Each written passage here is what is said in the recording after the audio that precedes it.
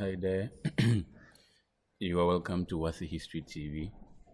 Um, Before we begin with today's discussion, I would urge you to subscribe to the channel and also share with your friends in other schools. Good. Before we begin everything, by way of announcement, I have actually put all the videos in a playlist. And so, of course, for example, you can have SHS1 videos in a playlist. You can also have all SHS3 lessons in another playlist so that it doesn't mix up. And so I would urge you to visit the playlist section of the page and you would get accurate access to these things. So today we are going to look at the civilization of pharaonic Egypt, and particularly we are going to look at the pharaonic Egypt's political organization.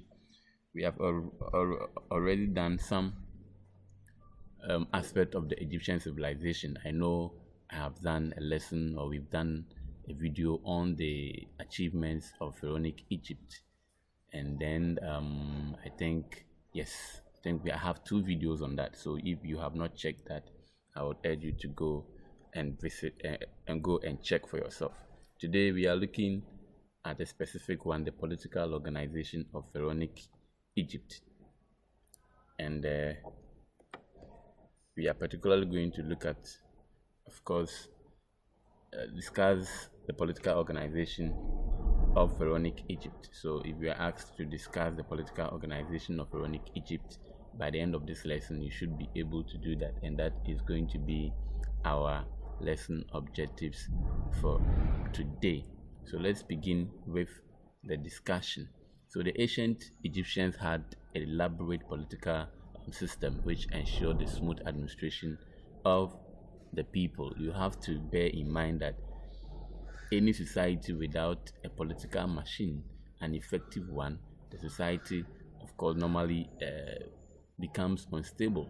So ancient Egyptians had that effective political system. So let's look at the features of some of these systems. One was the pharaonic dynasty. So the leaders of, or the heads of the Egyptian political hierarchy was the pharaoh, and so it was based on a dynasty. That's a dynastic pharaoh, or pharaonic dynasty, whereby the kings who were referred to as pharaohs were the ones who were at the top of the political hierarchy, and these kings were believed to be earthly incarnation of the gods. It was believed that these kings were gods who have come back to life in the form of a man. So gods who have disguised themselves in the form of what? In the form of a man. And that's what these Egyptians had about their kings. And so because of that, they were considered as divine kings. Divine kings here means that they had, or they possessed, some sort of supernatural power, because they are seen as gods who have come back in the form of a man, in the disguise of a man, and therefore they were seen as divine kings. And so because of that, their pronouncement and judgments were actually not challenged by the people, because if you challenge anything that they say, it was considered as you challenging the gods. And how dare you, a human being, challenge a god? And this is the reason why, if you look at some of the Egyptian artwork, you realize that they have these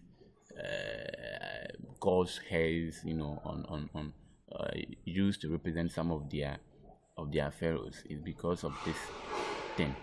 Good. So let's look at the next point, or the next feature: centralization of public administration. So Egypt had a centralized system of government. So the powers for running the kingdom were, of course, vested in one authority, who was in the capital. So all policies, all rules, all measures for the state, or for the country, came from the capital. And we are saying that despite the vast land, Egypt was very big. The whole territory was very big because of the Nile, which passed through the whole country. The officials were able to access every part of the kingdom. And so policies were being distributed all throughout the kingdom because of the Nile. And so it did not actually, because of the vast nature, it did not actually prevent them from having that effective public administration. Good. Let's look at the next one. Again, there was also a hierarchy, or the hierarchical structure of the political organization, and this is one of the most important features about the Egyptian civilization. So let's look at some of the hierarchy. Now, at the head of the Egyptian civilization, at the head of the political organization, was the pharaoh. Okay, and so the pharaoh was considered as being the head of the Egyptian political hierarchy, and we have already talked about the pharaoh being divine, or being considered as divine. Again, below the pharaoh was the vizier, and he was the prime minister. So the vizier was the prime minister, and he was in charge of of running the state, in charge for the running of the kingdom. Then under the vizier, we had other government officials who were also supervising some other government projects like the irrigation and co. Then we also had tax collectors and the scribes. These were people who were highly educated civil servants who also worked in the Egyptian political system. So basically, these highly educated civil servants were actually the last people the last people on the political hierarchy of the Egyptian political organization.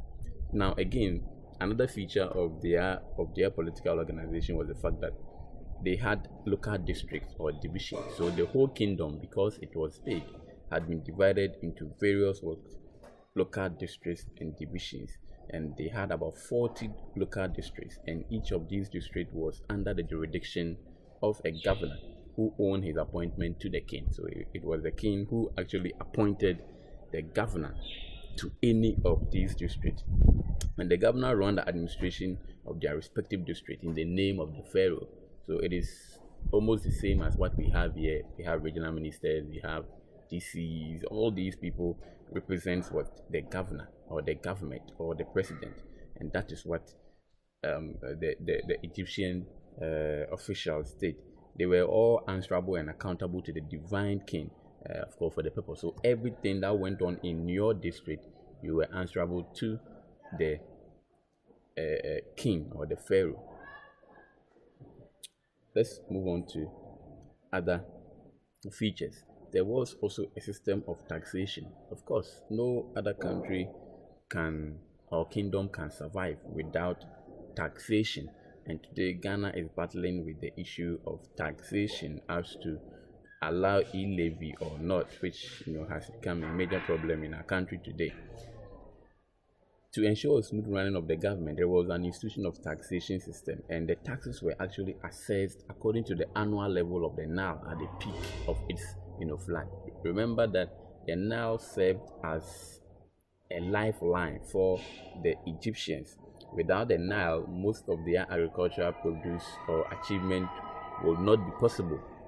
Okay, and so because they were farmers at that time and animal rearers and co, they had to, and these taxes were paid in kind. Let's not forget that at that time, the monetary economy had not been developed, and so these taxes were paid in kind. Actually, they were paid with, if you were a farmer, then the harvest, the surplus, of course, your produce, of course, that is what you pay with as a tax. So if the Nile is at its peak, it means that there will be, if there is a lot of flood, it means that there will be a lot of produce for the farmers. So that is why they assessed annual tax based on the level of the Nile. the more the Nile rises, the more the river overflows. It suggests that the more they will get, Bantu harvest and bumper harvest, right? And therefore they would charge more. There was also an elaborate mechanism in which the peasant farmers of the kingdom were also instructed to pay in advance how much surplus they were also expected to produce and pay to the coffers of the government. And these were used by the government to actually run the administration. There was also the role of the standing army. Egypt was also was organized to stand the test of time. All right, so they had an army which actually were supposed to ensure that the territory was actually defended. All right, so the national defense became very, very, of course, necessary. According to the government, accordingly, the government established a standing army to defend the king against any external aggression. When we talk about standing army, we are talking about an army which has been who are being paid. So they are there, they are ready for war at any time. Okay, that is what we mean by standing army. There were some kingdoms whereby if there is a war, they will call everybody to come in and come and help to fight. When Ukraine, of course, was being attacked by Russia, you realize that the president is asking for everybody to come. Even though they have a standing army, it looks like the standing army or the people, the soldiers, professional soldiers who are being paid are not capable. They are not enough. And so he's calling for everybody. And in some of the kingdoms, that's what happened. Everybody was being called to come and help. And so if you have a standing army, they are people who are assigned, or professional military personnel who are assigned to do that work. So whenever there is war, these people actually would rise up to the occasion. And that is what we mean by the Egyptian civilization had a standing, army. And we will look at the military organization of the ancient Egyptians as we move on. I will upload another video to really talk about the organization, the military organization of the ancient Egyptians. Good. So I know that today's, of course, lessons has been short and very precise, very simple, on point. You can try your hand on this question. And before I go, I want to remind you to, of course, subscribe and then also recommend it for your friends in other schools. Thank you very much, and we shall meet some other time. Bye-bye.